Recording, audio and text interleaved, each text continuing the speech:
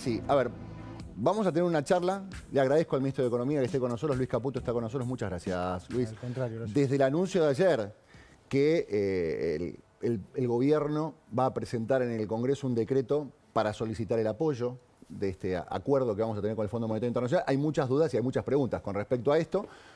Hay dudas que se hace el mundo financiero, la prensa especializada y la gente que está en su casa. Entonces, mi idea es tratar de entender esto y explicárselo a todo el mundo, porque tiene muchas cosas técnicas, sí, muchas. Y al mismo tiempo la gente no termina de entender muchas cosas técnicas. Entonces, quiero aprovechar para que me cuente un poquito. A ver, primero, ¿de qué se trata este acuerdo? Hasta donde usted me pueda contar. ¿De qué se trata este acuerdo? A ver, este acuerdo es esencialmente para continuar con lo que siempre fue nuestro programa, es decir, hacer un programa económico sólido que derive en una menor inflación, que derive en una mayor inversión, que derive en menos impuestos, que puedan hacer más competitivas a las empresas, que derive en mejores productos con mejores precios para la gente. ¿En qué influye en esto el acuerdo con el fondo? Bueno, sin ninguna duda le da más robustez al programa. ¿Por qué? Porque pensá que nosotros terminamos con el déficit fiscal. Entonces ahora tenemos superávit fiscal, tenemos superávit comercial, terminamos con la emisión monetaria. Y ahora, a través de este acuerdo, lo que logramos es que haya de esa emisión monetaria un mayor respaldo de reservas con respecto a esos pesos. Esta es un poco la clave. Cuando decimos para que mejore el balance del Banco Central. O sea, suena un poco sofisticado, pero claro, no es tan sofisticado. Si tuviéramos que ir a una economía doméstica, ¿no? Claro. En una casa, ¿hay alguna forma de explicarlo dentro de una casa? ¿Qué situación tiene el país? ¿Qué rol cumple el Fondo Monetario Internacional y qué le estamos pidiendo? A ver, pues, lo voy a tratar de explicarlo lo más simple que pueda. El Banco Central, como toda, digamos, si querés, como toda empresa, tiene un balance con sus pasivos y sus activos. Sí. Sus pasivos son sus deudas, ¿sí? Que es la cantidad de pesos emitidos. Sí. Cuando nosotros llegamos, ese pasivo estaba descontrolado, porque acordate que se emitían pesos por el déficit que tenía el Tesoro Nacional y se emitían pesos, a su vez, por los pasivos remunerados por las famosas LEVAX, LELIX. Sí. Entre los dos eran 15 puntos de déficit. Eso nosotros lo controlamos rápidamente porque terminamos con el déficit fiscal el primer mes y terminamos con el déficit del Banco Central a los 6 meses. Bien. Entonces, la parte de del pasivo está hoy, digamos, muy bien controlada. No se emiten más pesos. Sí. Ahora, esos pesos tienen que tener, naturalmente, para que vos tengas una moneda fuerte y menos inflación, tienen que tener un respaldo en sus activos. Sí. La parte de los activos que nosotros heredamos también estaba descontrolada, porque acordate que el gobierno anterior se gastó todas las reservas y más. Nosotros heredamos casi 12.000 millones de reservas negativas y además una deuda del central con los importadores de más de 40.000 millones de dólares. O sea, gastó reservas y gastó plata de los argentinos, podríamos llamar. Claro, o sea, la emisión de pesos, que es en definitiva deuda del Banco Central, estaba descontrolada y la parte de los activos cada vez eran menos. Ahora, pasamos a controlar la parte de las deudas, porque no se emitieron más pesos, y la parte del activo lo hemos venido reconstruyendo paulatinamente durante el 2024. Acordate que a pesar de que muchos digan que el tipo de cambio estaba atrasado, el Banco Central compró más de 20.000 millones de dólares, que es un récord histórico. Ahora bien, esos 20.000 millones de dólares no los pudimos guardar todos como reservas en el central, porque además no teníamos financiamiento. Entonces tuvimos que usar una buena parte de esos dólares para pagar otras deudas, para pagar deudas con el mercado, para pagar al fondo, a los organismos multilaterales.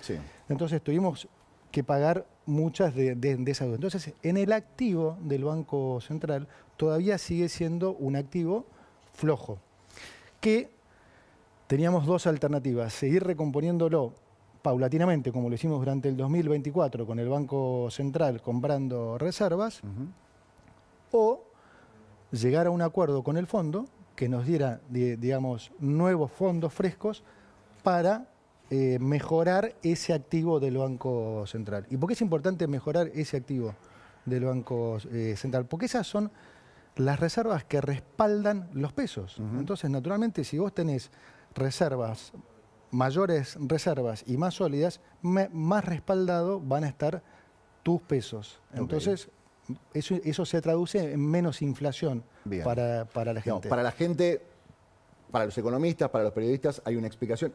Para la gente se va a ver en esto, digamos, este préstamo, ¿es un préstamo, es un crédito, es una reformulación de créditos anteriores? ¿De qué se trata esto? Claro, implica, es buena la pregunta porque vale la aclaración. Implica nuevos fondos, no implica más deuda. Y alguno dirá, pero ¿cómo? Si es nuevos fondos, ¿cómo no implica más deuda? Esto? Bueno, por lo que te decía antes, en el activo del Banco Central, hoy, ¿qué tiene respaldando esos pesos? Tiene unos bonos del Tesoro que se llaman letras intransferibles, que algunos dirían que son papelitos de colores. Sí.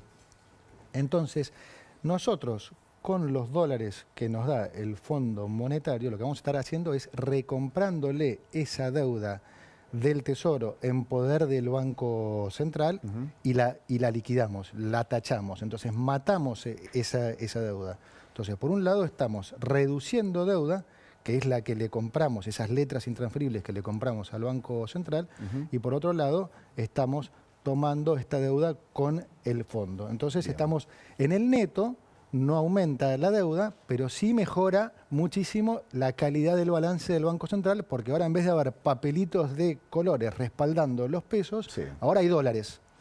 Entonces es mucho mejor para todos los argentinos. Hay mucha gente que dice esto es buenísimo y hay mucha gente que te dice cada vez que vamos al fondo nos metemos en un problema.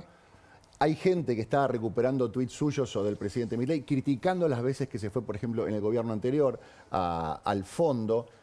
Y la pregunta es, ¿por qué esta vez va a ser distinto que las últimas veces que fuimos con el fondo? Cuando fuimos al fondo con el gobierno de Macri tuvimos un inconveniente bastante importante. Hay mucha gente que sigue reclamando con respecto a eso. ¿En qué se diferencia este nuevo acuerdo con el fondo y por qué esta vez va a funcionar? Se diferencia en que este programa es absolutamente diferente a lo que se hizo siempre. Eso que dicen muchos erróneamente ya la vimos, ¿no? Yo digo, mira, no pudiste haberla visto porque no pasó nunca. Esto que hicimos nosotros no se hizo en Argentina en 120 años. Entonces, no se vio porque no se hizo.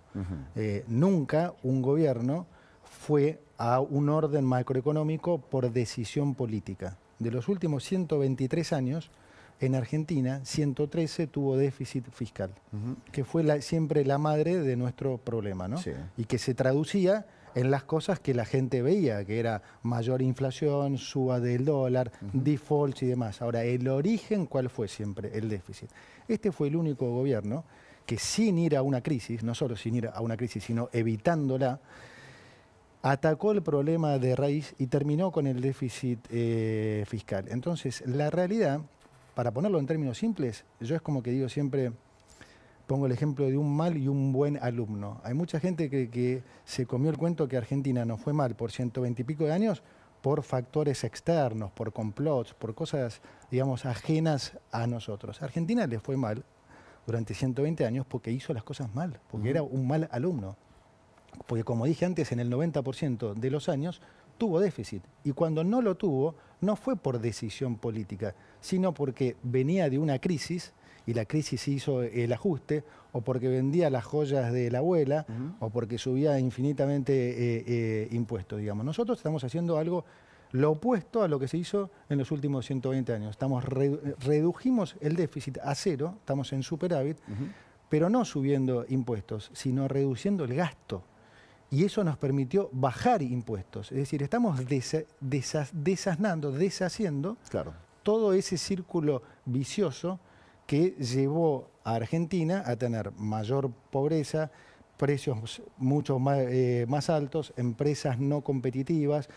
un dólar que se multiplicó por 1.200 en los últimos 25 años, por 80 en los últimos 8 años, para los que piden devaluación, digo, quieren seguir devaluando, o sea, devaluamos el récord mundial de devaluación y estamos peor que nunca. Sí, por supuesto que sí. Ministro, ahora no, estábamos, digo.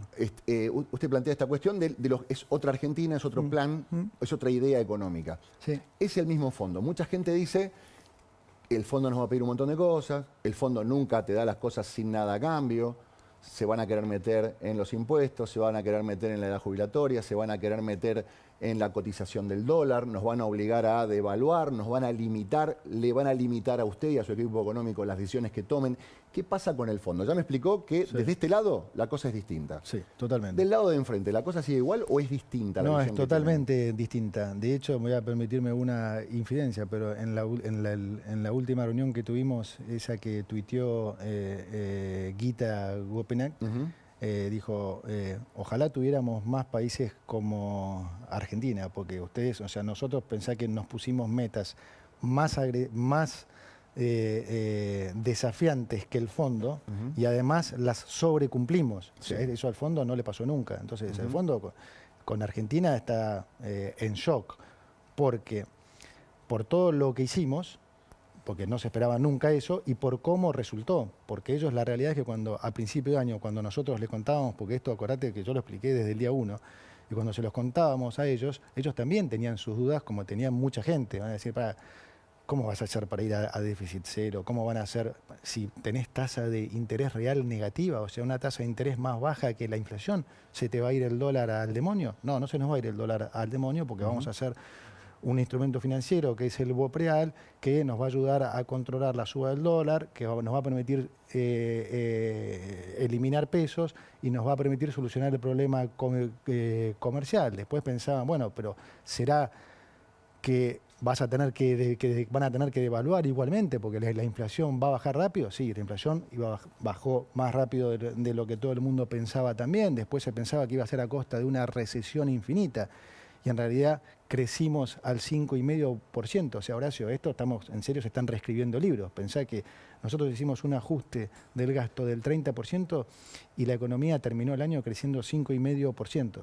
O sea, el fondo que entiende de esto está choqueado y de hecho las negociaciones fueron realmente muy amistosas porque ellos muy bien reconocen todo el esfuerzo que han hecho los argentinos, reconocen los resultados del programa. ¿Qué le pide el fondo? Porque estamos acostumbrados a que el fondo siempre nos pida algo y hay mucha gente que dice, yo sospecho que no nos estén pidiendo nada, que todo sea tan buena onda, que nos quieren tanto que están dispuestos a renegociar y mandarnos plata fresca. Siempre nos piden ajustar el tipo de cambio. ¿Está dentro de la negociación con el Fondo Monetario Internacional? Nunca, jamás. ¿No le están pidiendo una devaluación? Nunca. Hay mucha gente que está diciendo, esto es parte de la negociación. Mirá. Devaluar o establecer una especie de banda cambiaria, de franja cambiaria. No, me alegro que lo preguntes porque siempre digo, o sea, escúchennos a nosotros.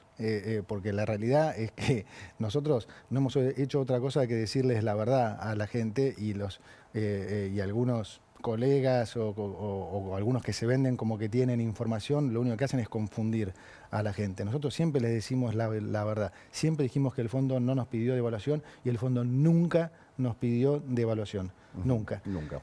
No. Y la verdad que el programa en sí es un programa que, digamos, que lo teníamos definido con el fondo en lo básico desde ya hace bastante. Todo este último tiempo fue más un tema de, bueno, cuántos fondos nuevos se iban a requerir para de vuelta mejorar el activo del Banco Central y que entonces haya un respaldo acorde al nivel de pasivos que tiene el Banco Central. Eso fue en definitiva lo que llevó el último tiempo la negociación. Y acá hay dos cuestiones, digamos, hay un monto que es de renegociación y hay un monto que es de fondos frescos. Bueno, no, es un monto, es un monto ¿Es un monto X, total? Sí, X. es un monto total. ¿Ya está definido? ¿Me lo puede contar? ¿Todavía no? No lo puedo, obviamente eso es confidencial, es un monto que está definido con el staff. Entonces, está definido el programa y el monto, ¿no? Hemos modelado muchos escenarios para probar que ese era el monto que se necesitaba.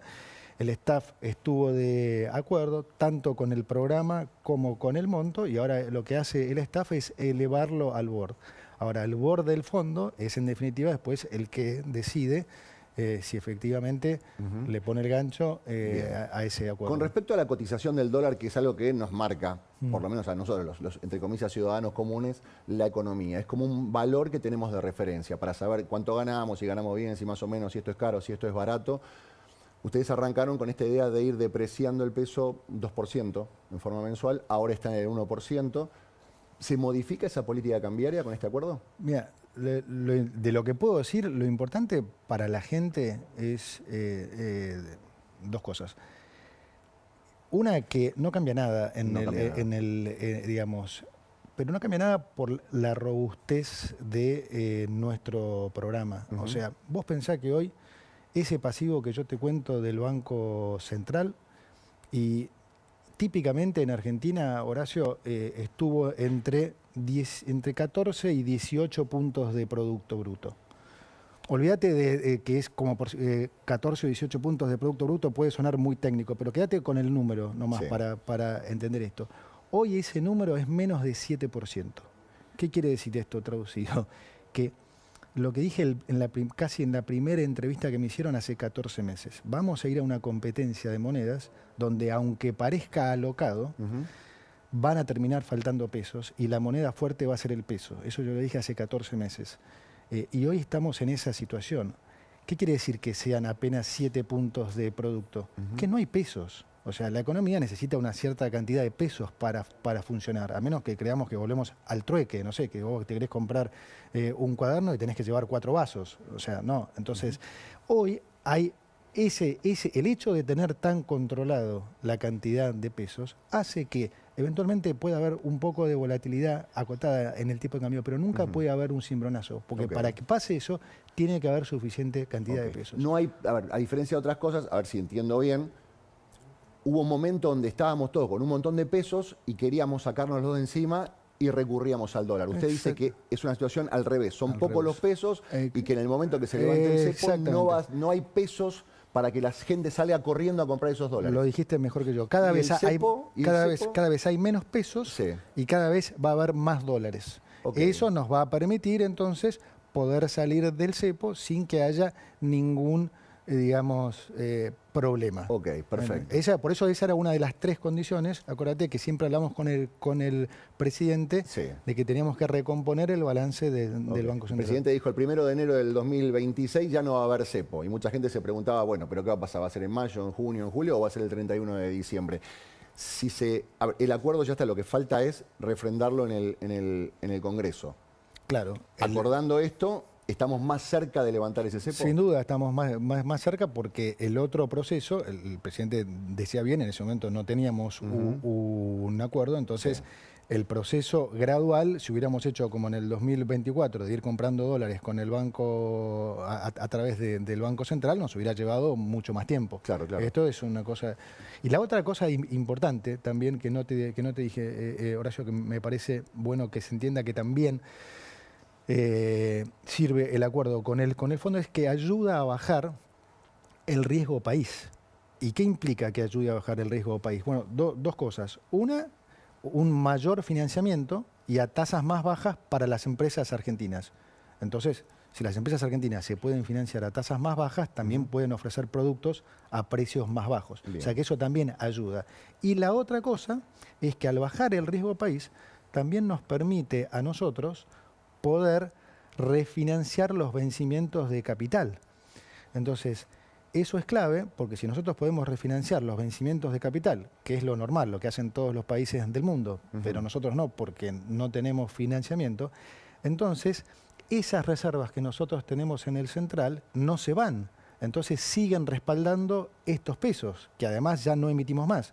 Si nosotros no tuviéramos que hacer, si no pudiéramos hacer refinanciamiento del capital de la deuda, pasaría lo que pasó durante el 2024, que por más que compremos reservas, se nos van por pagos de deuda. Si podemos refinanciarlo, entonces estas reservas se mantienen en el central y siguen respaldando nuestros pesos, lo que hace de vuelta que cada vez la moneda sea más fuerte y que la inflación sea más baja. Muchos dicen que el peso está tan fuerte o que se pasaron de rosca con la fortaleza del peso y hace que estemos caros en dólares, ¿no? Y que algunos rubros pierdan competitividad. Por un lado, aumenta la capacidad de compra en dólares, pero al mismo tiempo muchas de las cosas que compramos, uno ve que están caras en dólares. No hace falta más que googlear y ver cuánto cuestan algunas cosas en Chile, en Paraguay, en Uruguay, en Brasil, y en dólares estamos más caros. Y mucha gente dice, esto hay que resolverlo con una devaluación. Usted bien dijo, si las cosas en Argentina se resolvieran con devaluación, seríamos los campeones del mundo mundial, porque hemos devaluado de 1 a 1 a 1 a 1200. ¿Hay un problema de competitividad con el peso tan fuerte? No hay un problema de competitividad, hay un problema de estructura económica, hay un problema de impuestos y de competencia. ¿Cuál fue el modelo argentino exacerbado en los últimos 20 años? Un déficit, un gasto político fenomenal. Pensá que el nivel de gasto subió de 25 puntos de producto a 42, o sea, casi se duplicó. ¿Cómo se financió una buena parte de esa suba del gasto? Con suba de impuestos. Claro, cuando vos subís tanto los impuestos, las empresas, ¿qué hacen? Obviamente trasladan esa carga impositiva a los precios. Claro. Entonces todos terminan pagando, digamos, o teniendo que comprar bienes caros. Ahora, si vos los hacés competir para que esos bienes no sean tan caros, las empresas que te van a decir, no, pará, vos me subiste todos los impuestos, tenés que protegerme. Entonces terminamos con industrias muy protegidas e impuestos altos. ¿Y eso lo pagó quién? La gente. Sí, claro. Entonces nosotros venimos a dar vuelta a eso. Entonces lo primero que tenés que hacer para poder dar vuelta a todo ese proceso dañino de los últimos 20 años, que es lo que hicimos, bajar el gasto. Primero tenés que reducir el gasto para poder reducir impuestos, sí, para entonces poder hacer competir a las empresas y que entonces ahí sí, con menos impuestos y competencia, puedan ofrecer mejores productos a mejores precios. Ese es el camino. Devaluar, ya está claro que no le sirve a nadie. Devaluar, digamos, lo único que hace es, digamos, ¿y hay romperle margen para bajar los impuestos? Porque el año pasado yo lo entrevisté varias veces al presidente y siempre le preguntaba que la gente pide que le bajen los impuestos y no sienta que le bajen los impuestos. Y el presidente me decía, nosotros bajamos el impuesto más grande y más distorsivo que la inflación. Sí. ¿Hay margen, digamos, el Estado entre lo que recauda y lo que gasta y esta nueva situación económica? ¿El Estado tiene la posibilidad de bajar impuestos? Porque también pasa eso, ¿no? Los impuestos, sí, pero el impuesto también de impuestos se nutre el Estado para hacer un montón de cosas. Buena pregunta y te voy a decir, a ver, nosotros no solo bajamos el gasto, sino que bajamos impuestos. Bajamos, como bien dice el presidente, el peor de los impuestos, que es el inflacionario, porque es el que más le pega al que menos tiene, pero acordate, eliminamos el impuesto país. Estoy hablando, Horacio, de un impuesto que recaudó el año pasado 1,5 puntos de producto, o sea, casi 10.000 millones de dólares. Lo eliminamos. Todos decían, no, va a ser imposible. Bueno, claro, lo eliminamos. Eliminamos los aranceles a las economías regionales, le bajamos los aranceles también al campo, eliminamos el impuesto a las transacciones inmobiliarias, bajamos otros aranceles de bienes de capital. O sea, en solo estos 14 meses bajamos ya muchos impuestos. ¿Cómo podemos seguir bajando? Que es la pregunta tuya. Bueno, hay dos formas. En la medida que la economía siga creciendo, eso implica que nosotros empezamos a recibir mayores ingresos, no porque aumentamos impuestos, sino porque la economía crece, entonces empezamos a recaudar más. Pero por otro lado, nosotros no cesamos en la motosierra, seguimos ajustando gastos. Entonces, lo que buscamos es tener cada vez más superávit para poder bajar más impuestos. Entonces, claro que lo vamos a seguir haciendo, es parte de lo que el presidente anunció en su discurso, ¿no? ¿Qué se viene para este año? Reformas estructurales, más desregulaciones, más bajas de impuestos, y todo eso se va a traducir de vuelta para la gente en mayor inversión, mayor empleo, mejores salarios. Okay. O sea, lo que ustedes plantean es, a diferencia de lo que dicen otros, hay que devaluar y hay que ser competitivo con la moneda. Usted lo que dice, hay que bajarle impuestos. El precio tiene que ser competitivo por la carga impositiva y no por distorsionar el valor de la moneda. Obvio. Pasa por ese lado. Claro, o sea, y vos pensás que es un esquema. O sea, hay que romper ciertos mitos que se instalaron durante 20 años. Ese es un desafío enorme. Yo lo decía ayer en Mendoza, porque no es solo el daño económico que ha hecho el modelo anterior, ha hecho daño en serio psicológico en todas las diferentes capas. Yo lo veo en todas las diferentes capas. Pensá de vuelta, a la clase baja se le hizo creer que ellos no tenían opción de nada y que solo podían vivir de dádivas del Estado, de subsidios, que ni siquiera se las daban todas, le sacaban la mitad, porque de todo hacen un negocio, entonces la mitad iba para los gerentes de la pobreza, ¿sí? Y ellos estaban destinados a hacer lo que el gobierno les decía, bueno, andá a marchar acá, andá a marchar allá o no te doy nada. No puede ser eso. A la clase media le hicieron creer que si veraneaba en Brasil, Argentina tenía un problema.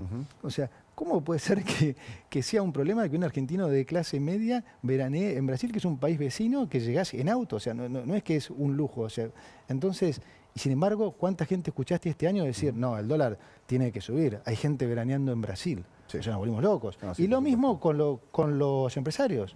Es, no, el único modelo que Argentina puede funcionar es si el dólar es carísimo, ustedes pagan sueldos miserables y nosotros los protegemos. No, es exactamente al revés. Los sueldos en Argentina no están altos, tienen que subir, tiene que haber menos impuestos y más competencia. Bien. Le quiero preguntar cuestiones técnicas. Insisto, ¿no? Hay gente que nos está viendo que entiende todas las partes técnicas y hay gente que no entiende nada, entonces quiero ayudar a traducir esto.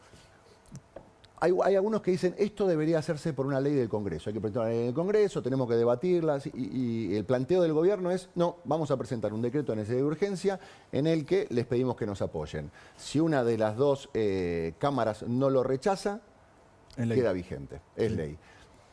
¿Por qué un DNU y no otro formato? Porque si algo podemos justificar que es de necesidad y urgencia, es esto. La gente quiere salir de las restricciones cambiarias, quiere que haya más inversión, quiere que haya más trabajo, quiere que haya mejores salarios. Y, a ver, seamos francos, Horacio, o sea, si nosotros mandamos esto a las dos cámaras, donde sabemos que en el Senado hay mayoría kirchnerista y que el kirchnerismo quiere que al país le vaya mal, por definición, esto se va a demorar y mucho. Y no es un tema que se puede demorar y mucho. Entonces nosotros estamos haciendo lo que es mejor para los argentinos. Miren, este es un tema que no podemos estar dando vueltas, porque es lo que pide la gente y es lo mejor para la gente. Y hay necesidad y hay urgencia en esto. Y depende, digamos, ¿es indispensable que una de las dos cámaras lo apoye o que que alguna de las dos no lo rechace? ¿O el acuerdo ya está avanzado y pase lo que pase en el Congreso se va a firmar igual? No, nosotros nos guiamos por la ley, o sea, mandar un DNU es parte de nuestro derecho. Entonces, ¿cuál es el camino? Esto va semana que viene a la comisión bicameral. Una vez que la bicameral aprueba el dictamen, pasa a la Cámara Baja. Si la Cámara Baja no lo rechaza, entonces es ley. Y ese es el camino que más le conviene a la gente. Y pensando en los tiempos, ¿no? Porque había muchos rumores, se veía que había buena intención por parte del fondo o que las reuniones que ustedes mantenían iban por el buen camino. El presidente en la apertura de sesiones dijo, bueno, dio a entender, digamos, estamos muy cerca del acuerdo, así que le voy a pedir que me den una mano, que me ayuden, que me acompañen. ¿Hay un tiempo en el que tiene que definirse esto? ¿Para que sirva, para que funcione? No, mira, nosotros siempre, acordate, dijimos que mientras nosotros no nos desviemos de nuestro rumbo, que es lo que siempre hemos dicho con el presidente, y es la mayor garantía para todos los argentinos. Esto que te digo, que hay decisión política de mantener el orden macro. Entonces, el tiempo no era algo que nos jugaba en contra, como muchos decían. Muchos pensaban que la inflación no iba a bajar y que entonces el crawl, el aumento ese diario del tipo de cambio, que era del 2% mensual, si la inflación era muy alta, 6, 7, 8 todos los meses, ahí sí generaba un problema cambiario. Nosotros hemos bajado la inflación a niveles en las que el crawl más la inflación internacional más o menos está ahí. Entonces, por supuesto que es mejor que salga lo antes posible, ¿sí? Ahora, dado que esto ya convergió y que la demanda de dinero y la oferta de dinero están mucho más equilibradas hoy que cuando nosotros llegamos, es decir, el excedente monetario prácticamente es nulo. Por supuesto que lo antes que se apruebe esto, mejor. Por eso decimos lo de la necesidad y urgencia, que aplica perfectamente. Bien. Usted bien describió que hay gente en el Senado especialmente que tienen otra visión de la economía, que tienen otra visión del país. ¿Qué pasa? Porque hasta ahora estamos hablando de lo importante que sería para el gobierno y para la economía del gobierno, o sea, para la economía de nuestro país, que este plan sea aprobado. ¿Qué pasa si no lo aprueban? Mira, a ver, yo creo que, o sea, yo respeto que haya digamos, que ellos piensen. Se lo planteo porque es un escenario que puede, digamos, en algún momento le rechazaron algún DNU al presidente, o sea, en la suma de votos es un escenario, puede haber posibilidades más o menos, pero existe la posibilidad de que las dos cámaras lo rechacen. ¿En qué complica la gestión del equipo económico? A ver, yo insisto, entiendo que, digamos, que la oposición pueda tener, o sea, pueda pensar diferente. De hecho, ellos aplicaron recetas diferentes durante 20 años. Es el juego de la democracia, ¿no? Hoy la gente, ¿sí?, votó otra cosa. Nosotros estamos siguiendo un mandato muy fuerte de la gente. Nosotros no vinimos a perpetuarnos en el poder, vinimos a cumplir un mandato.